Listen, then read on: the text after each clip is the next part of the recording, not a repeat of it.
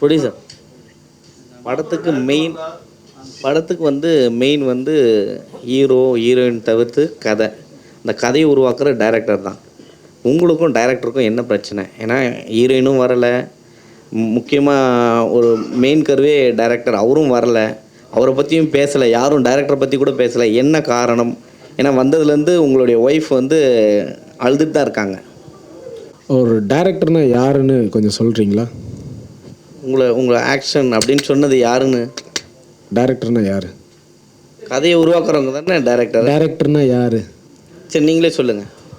ஒரு படத்தை ஆரம்பித்து தன்னை நம்பி பணம் போட்ட ப்ரொடியூசருக்கு அதை கொண்டு போய் சேர்க்குறவர் தான் டைரக்டர் நான் நம்புகிறேன். நீங்கள் என்ன சொல்கிறீங்க?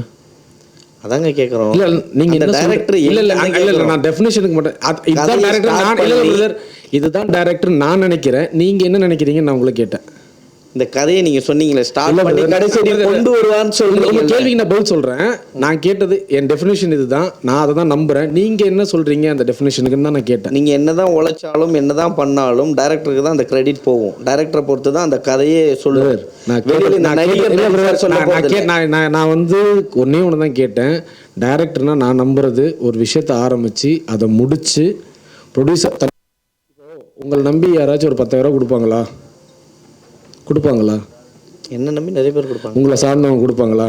1 கோடி ரூபாய் கொடுப்பாங்களா? கொடுப்பாங்க. 2 கோடி ரூபாய் கொடுப்பாங்களா? சொல்லுங்க. அந்த மாதிரி தான் இங்கே என்னன்னா, யாருன்னே தெரியாத ஒருத்தர் வந்து சொல்லும் போது நம்பிக்கையில் பணம் போட்டவரை பாதியிலே அத்து விட்டு போனவரை நீங்கள் எப்படி இங்கே வந்து அவரை பற்றி பேசணும்னு எதிர்பார்க்குறீங்க? அதாவது ப்ரொடியூசர் வந்து அவரை நம்பி பணம் கொடுத்தாரு பிரதர், ஓகேவா? அவர் சரியாக பண்ணுற மாதிரி தெரியல. சரி, கொடுத்த பணத்துக்கு கணக்கு கூட அப்படின்னா ஓடி போனவர் தான், ஓகேவா? அதுக்கப்புறம் 3 வருஷமாக கணக்கும் கொடுக்கல, எதுவும் பண்ணல. இப்போ படம் ரிலீஸ் அப்போ வந்து டைரக்டர் பேர் போடலன்னு கேட்குறீங்களா? அதே யார் தான் முடிச்சது? பாதியில் ஓடிட்டார். விஜய் பாலா கோ டைரக்டர் நாங்கள் சொன்னோம்ல, அவர் பேரை சொல்கிறோம்ல, கல்யாண் இவர் பேரை சொல்கிறோம்ல. ஸோ இதோ கேமராமேனு இவங்கெல்லாம் சேர்ந்து தான் படத்தை முடித்தாங்களே. சார் என்ன ஆக்ஷன் எடுக்கணும்னு இல்லை சார் அவர் அதில் மெம்பரே இல்லையா சார்? அவர் ஒரு ஷார்ட் ஃபிலிம் கூட வரைக்கும் எடுத்ததே இல்லையா?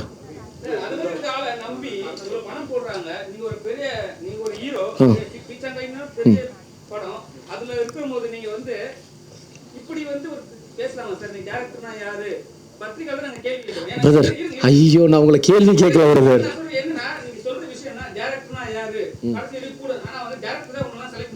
இல்லை இல்லை இல்லை இல்லை என்னை செலக்ட் பண்ணது த ஜேம்ஸ் அண்ணன், கேமராமேன், விஜய் பாலா கோ டைரக்டரு.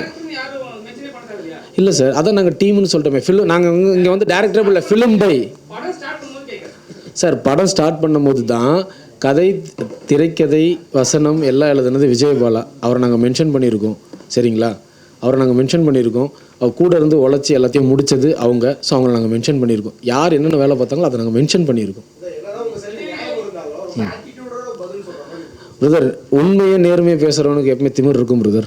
நான் ஒன்றே யார் காலையில் ஒன்றுன்ற அவசியம் இல்லை, உண்மையை பேசுகிறோம். சரி, பணம் வாங்கிட்டு ஓடி போனவரை டைரக்டர் இல்லைன்னு சொல்லிட்டீங்க, கோ டைரக்டர் விஜய் பாலான்னு சொல்லிட்டீங்க. ஏன் விஜய் பாலா டைரக்டர்னு சொல்லல அப்போ தைரியமா? பிரதர் அவங்க வந்து இல்லை எனக்கு கோ டைரக்டர் பேரே போதும்ட்டாங்க பிரதர். பிரதர் ஸ்டோரி வந்து இது ஒரு புக்கில் இருந்து எடுத்த ஒரு கரு, அதை வந்து திரைக்கதை வசனம் பண்ணது வந்து விஜய் பாலா சார்.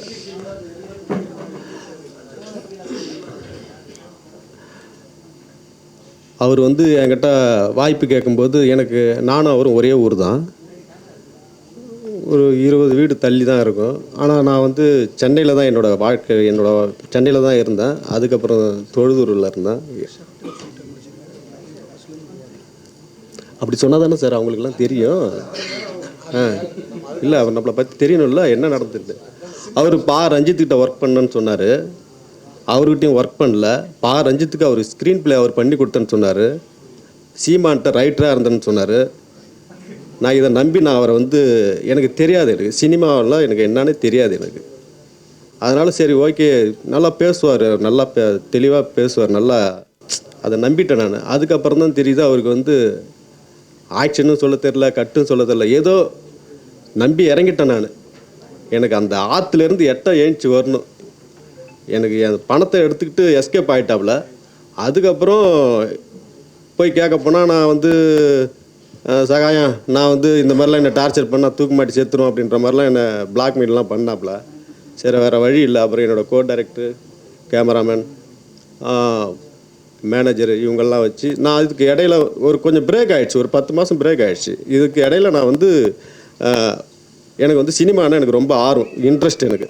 சரி எனக்கு நான் ஒரு இதில் வந்து இறங்க மாட்டேன். இறங்கிட்டேன்னா அதை கொஞ்சம் முடிக்கணும், ஒரு அச்சீவ்மெண்ட் பண்ணணுன்னு எனக்கு ஒரு ஆசை இருக்கும் எனக்கு. சரி நம்ம இதை முடிச்சே ஆகணுமே அப்படின்னு சொல்லிட்டு, ஏன்னா அவரு என்கிட்ட ஒரு சின்ன கண்டென்ட் எனக்கு கதையை சொன்னாப்புல. எனக்கு அதில் மாற்றங்கள் எனக்கு பிடிக்கல. எனக்கு தாய்மாமா வந்து கெடுத்துருவாங்க அப்படின்லாம் சொன்னாப்புல. அதை நான் வந்து கோ டைரக்டர்கிட்ட வேறு மாதிரியா பண்ணணுன்னு சொல்லி அதை மாற்றி அமைச்சிருக்கேன் ஒரு ஸ்க்ரீன் பிளே. இந்த படம் இது அந்த அளவுக்கு பண்ணியிருக்கேன். நீங்கள் பாருங்கள். அந்த அதிகமாக பேசக்கூடாதுன்றாங்க. இதை இல்லை 3 படத்துலேயே வந்து ஒரு பிரச்சனையை தான் கருவாக உருவாக்கியிருக்கீங்க. ஆனால் நிஜத்திலேயே உங்களுக்கு 1000 பிரச்சனை வந்துருச்சு. இப்போ இதை எப்படி ஸ்டார்ட் அவுட் பண்ண போகிறீங்க? எப்படி பண்ண போகிறேன்னு எனக்கே தெரியல. உங்களோட ஆதரவு இருக்கணும். எனக்கு எப்படி பண்ண போகிறேன்னு எனக்கு ஒன்றுமே எனக்கு புரியல.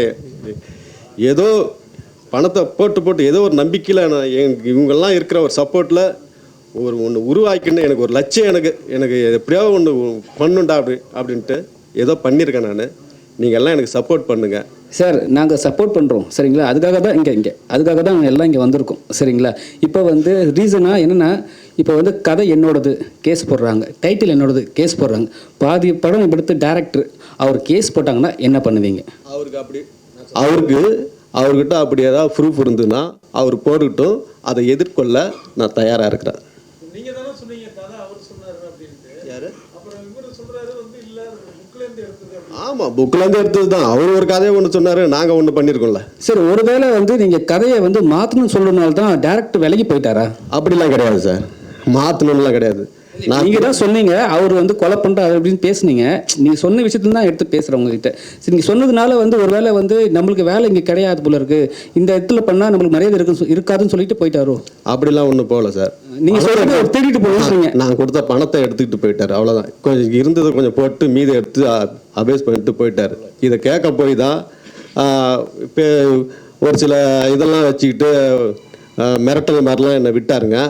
போகும்போது வரும்போது எல்லாம் பார்ப்பாங்க, வச்சிருவேன் தீத்துருவன் சாடமெல்லாம் பேசினாங்க. நான் அதெல்லாம் கண்டுக்கல. எங்கே சொல்லணுமோ அங்கே சொல்லணும். அதுதான் உண்மையான தீர்ப்பு. எனக்கு நியாயம் எங்கே கிடைக்குமோ அங்கே வந்து இவ்வளோ நாள் வரைக்கும் இந்த மேடை நான் எதிர்பார்த்தேன். இந்த மேடை எனக்கு கிடச்சிருக்கு, அதனால சொல்கிறேன். சார் இப்போ நீங்கள் ஒரு மிரட்டுறாருன்றீங்க, ஏன் நீங்கள் பயப்படுறீங்க? ஏன்னா ரஞ்சித் கூட எடுத்ததுனால சொல்லிட்டனால பயப்படுறீங்களா? ஐயோ, எனக்கு ரஞ்சித்துன்னு சொன்னதால தான் நான் அதை ஒத்துக்கிட்டேன். சீமான்னு சொன்னதால தான் ஒத்துட்டேன். இவங்கள பெரிய ஒரு லெஜண்ட் கிட்டலாம் ஒர்க் பண்ணியிருக்கான் அப்படின்னு சொன்ன ஒரே ஒரு காரணத்தால நான் ஒத்துக்கிட்டேன். அதுக்கப்புறம் தான் தெரியுது அவர் இந்த மாதிரி என்னை ஏமாத்திருக்காரு. கடைசியில் ஒரு எதுலையுமே ஒன்றுத்துல கூட இப்போ லாக்கே இல்லை, எதுலையுமே இல்லைன்னும் போது ரொம்ப உங்களுக்கே தெரியும், சினிமாவில் நிறைய பேர் யாரையாச்சும் போய் பார்க்க போவாங்க, அவங்க பக்கத்தில் நின்று ஃபோட்டோ எடுத்துக்குவாங்க, அதை காமிச்சு நான் அதை பண்ண இதை பண்ணுன்னு சொல்கிறதுல அவ்வளோதான் பிரதர். ஏன்னா அவர் ஊர் சைடில் இருக்காரு. ஏன்னா நீங்கள் ரொம்ப நாளாக சினி ஃபீல்டில் இருக்கீங்க, ஆனால் உங்களுக்கு கண்டிப்பாக தெரியும். இல்லை பிரதர், ஒரே விஷயம் என்னென்னா, நான் இந்த படத்தில் இன்வால்வ் ஆனதே போன 4 மாதமாக தான். அதுக்கு முன்னாடி வரைக்கும் நான் போனேன், நடித்தேன், வந்தேன், அவ்வளோதான். அப்போ கூட இவர் கேமரா மேலே ஏறி உட்காந்துட்டாருன்னா ஆக்ஷன் கட்டு சொல்கிறது விஜயபாலா தான். சரிங்களா? எனக்கு ஸ்கிரிப்டு டைலாக் சொல்லி கொடுக்குறது கல்யாண். சரிங்களா? நான் பாட்டு என் வேலையை பார்த்துட்டு இருந்ததுனால தான் இவ்வளோ லேட்டாக இது நடந்திருக்கு. ஒரு வேளை நான் அப்போ தலையிட்டு இருந்தேன்னா அப்போ கழுத்தா மட்டும் வச்சு தோர்த்திருப்பேன். ஓப்பனாக சொல்கிறேன். இந்த மாதிரி திருட்டு பசங்களுக்கெல்லாம் மரியாதையே கிடையாது. ஏன்னா ஒரு ரூபாயும் ஒருத்தர் கஷ்டப்பட்டு போடுறது. ஏன்னா எனக்கு தெரியும் பீச்சாங்கை நான் ப்ரொடியூஸ் பண்ணும்போது நான் எவ்வளோ கஷ்டப்பட்டு பணம் போட்டேன்ட்டு. அதனால தான் நான் அதாவது ஒரு ப்ரொடியூசருடைய கஷ்டம் எனக்கு தெரியும் பிரதர். அதனால தான் நான் சொன்னேன், இது நான் முதல்ல இங்கே இன்வால்வ் ஆயிருந்தேன்னு வச்சுக்கோங்களேன், நான் கழுத்தை மட்டும் வச்சு தோர்த்திருப்பேன் அவனை. இதுக்கு முன்னாடி நான் கில்டில் இருக்கேன் சார். இதுக்கு முன்னாடி நான் வந்து இந்த கேப்பில் வந்து மனம் நொந்துருன்னா சிகரெட்டு ட்ரிங்க்ஸ்லாம் பண்ண மாட்டேன், ஓப்பனாக சொல்கிறேன். இந்த கேப்பில் ஓவராக தம்பெல்லாம் அடிக்க ஆரம்பித்தேன். அப்போ தான் எனக்கு வந்து என்னோடய கோ டைரக்டர் விஜய், சின்ன படம் தான், அந்த படத்தில் வந்து எனக்கு வில்லன் ரோல் வாங்கி கொடுத்தாரு.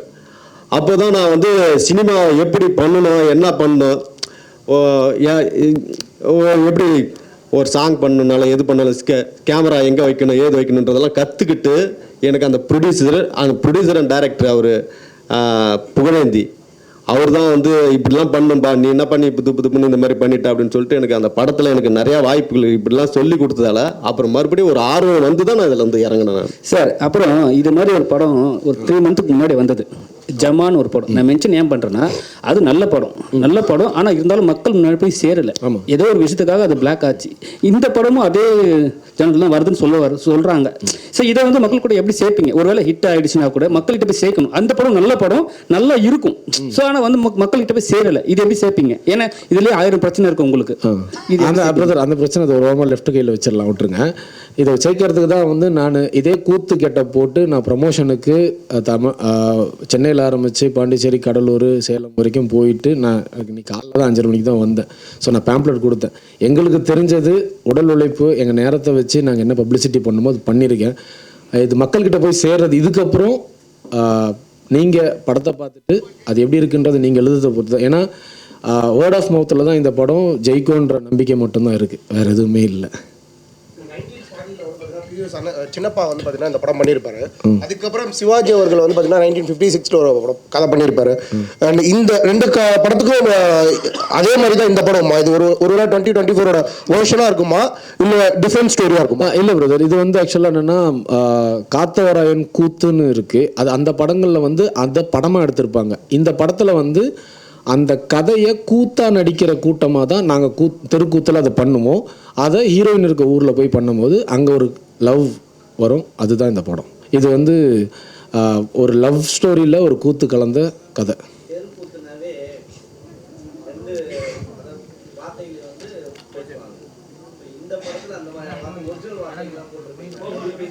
இல்லை பிரதர், டபுள் மீனிங் வார்த்தை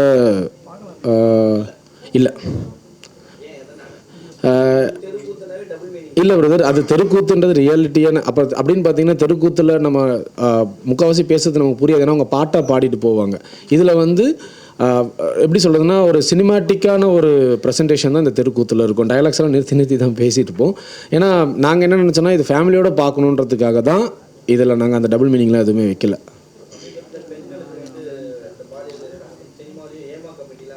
ஆமாம். இல்லை பிரதர், ஏன்னா எங்கள் படத்தில் வந்து நாங்கள் ஃபீமேல் ஆக்ட்ரஸஸை வந்து நாங்கள் கரெக்டாக தான் டீல் பண்ணோம். சரிங்களா? அந்த மாதிரி வாய்ப்பு வரதுக்கு இல்லை. இன்னொரு விஷயம் என்னென்னா, ஹேமா கமிட்டின்றதே வந்து எப்படி சொல்கிறதுனா, இப்போ ஒரு பிரச்சனை தப்பு நடக்குது அப்படின்னா அதை 10 வருஷம் கழிச்சு சொல்கிறதுல சொல்யூஷன் வந்து அவங்களுக்கு அது கிடைக்குதா இல்லையான்னு தெரியாது. ஆனால் அந்த 10 வருஷத்தில் பாதிக்கப்பட்ட பெண்கள் எத்தனை பேர் இருப்பாங்களே, அதை அப்பயே சொல்லியிருந்தால் மேபி அந்த பாதிப்பு பட்ட பெண்கள் படாமல் இருந்திருப்பாங்க இல்லையா? ஸோ நான் இங்கே நம்ம என்ன பண்ணுறோன்னா, தப்பு நடந்ததுக்கப்புறம் அந்த இப்போ என் தட்டில் சோறு இருக்குன்னு வச்சுக்கோங்களேன், அடுத்தவன் தட்டில் சோறு திருடு போச்சுன்னு வச்சுக்கோங்களேன், நம்ம அதை கண்டுக்கவே மாட்டோம். என் தட்டில் எப்போ சோறு திருடு போதும் அப்போ தான் திருடிட்டான்னு சொல்லுவோம். அப்படி தான் இங்கே நம்ம இருக்கும். ஸோ அது ரொம்ப தப்பு. ஒரு தப்பு நடந்துச்சுன்னா டக்குன்னு தப்புன்னு சொல்லிட்டோன்னா அதுக்கப்புறம் தப்பு நடக்காமல் இருக்கும். இப்போ கூட நாங்கள் ஏன் இங்கே அவர் பேரை நாங்கள் எங்கள் படத்தை பண்ணிவிட்டு நாங்கள் தப்பிச்சிட்டோம். இந்த பேரை வச்சு அவன் இன்னொரு 4 ப்ரொடியூசரை ஏமாற்றக்கூடாதுன்றதுக்காக தான் நாங்கள் பேரை போடல, வேறு எதுக்குமே கிடையாது.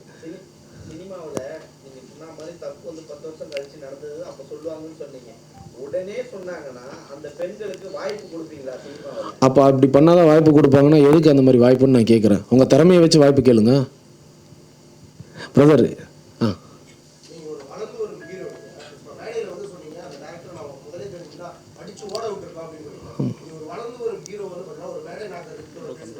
இல்லை பிரதர், தப்பு பண்ணுறவங்க அப்படி பண்ணுறது தானே கரெக்டு. நான் மனுஷனாக பேசுகிறேன், நான் ஹீரோன்லாம் பேசலை, நான் சாதாரண மனுஷன்தான்.